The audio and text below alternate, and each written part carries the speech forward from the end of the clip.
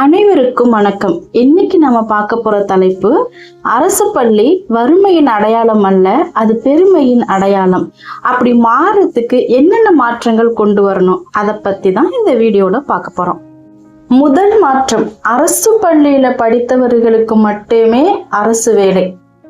Doctor, collector, teacher இப்படி எல்லா பதவிகளுமே அரசு பள்ளியில படிச்சவங்களுக்கு மட்டும்தான் கொடுக்கணும்.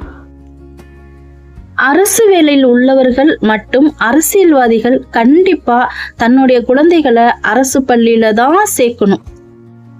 மூன்றாவது, பள்ளியை சுற்றியுள்ள குடியிருப்பு பகுதியில் இருக்கக்கூடிய குழந்தைகள் எல்லாருமே அரசு பள்ளியில தான் சேர்க்கணும்.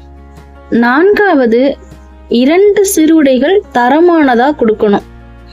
6 சீருடைகள் தரமற்றதா கொடுக்கறதுக்கு பதிலா 2 சீருடைகள் தரமானதா கொடுக்கலாம்.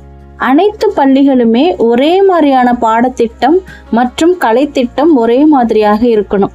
பிசி சிலபஸ் ஒரு மாதிரியும் ஸ்டேட் போர்டு சிலபஸ் ஒரு மாதிரி இருந்து ஆனால் கொஷின் பேப்பர் மட்டும் ஒரே மாதிரி இருந்துச்சுன்னா, அதாவது தேசிய அளவில் எழுதக்கூடிய எக்ஸாம்ஸ் எல்லாமே நீட்டு மாதிரி அது மாதிரி இருக்கக்கூடிய எக்ஸாமில் யார் அதிகமாக பாஸ் பண்ணுவாங்கன்னு பார்த்தீங்கன்னா, சிபிஎஸ் சிலபஸில் யாரெல்லாம் படித்தாங்களோ அவங்க தான் பாஸ் பண்ணுவாங்க.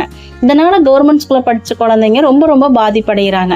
ஸோ இதை மாறணும் அப்படின்னா அனைத்து பள்ளிகளுமே ஒரே மாதிரியான பாடத்திட்டத்தை பின்பற்றணும். இது ரொம்ப முக்கியமான ஒரு மாற்றம். இந்த ஒரு மாற்றத்தை கொண்டு வந்தாலே கல்வியோட தரம் ரொம்ப உயரும். அதாவது பாடத்திற்கு ஒரு ஆசிரியர். இது எதனால் அதை சொல்கிறோம்னா, கவர்மெண்ட் ஸ்கூலில் 1ஆவதுல இருந்தே ஒரு பாடத்துக்கு ஒரு ஆசிரியரை போடணும்.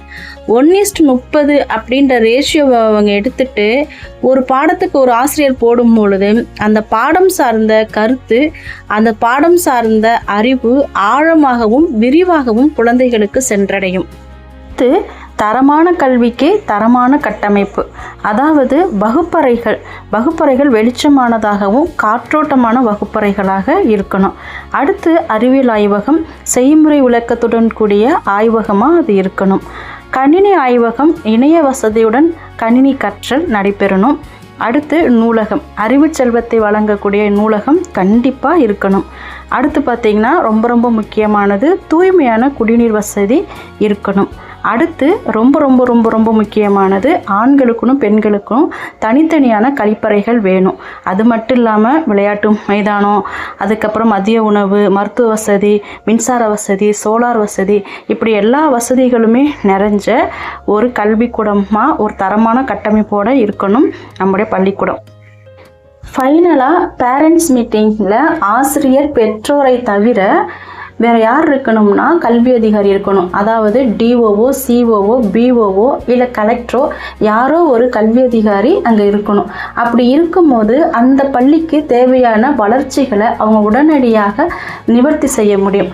குறைகளை கண்டிப்பாக அதை சொல்யூஷன் பார்க்கணும். நிறைகள் இருந்துச்சு அப்படின்னா அதை கண்டிப்பாக கட்டாயமாக பாராட்டப்பட வேண்டும்.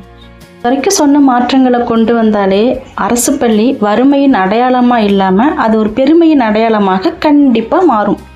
இது வரைக்கும் சொன்ன மாற்றங்களில் எந்த மாற்றம் உங்களுக்கு ரொம்ப பிடிச்சிருக்கு அதையும் சொல்லுங்கள். அது மட்டும் இல்லாமல் இன்னும் என்னென்ன மாற்றங்கள்லாம் கொண்டு வரலாம் அப்படின்றதையும் கமெண்ட் செக்ஷனில் கண்டிப்பாக கமெண்ட் பண்ணுங்கள்.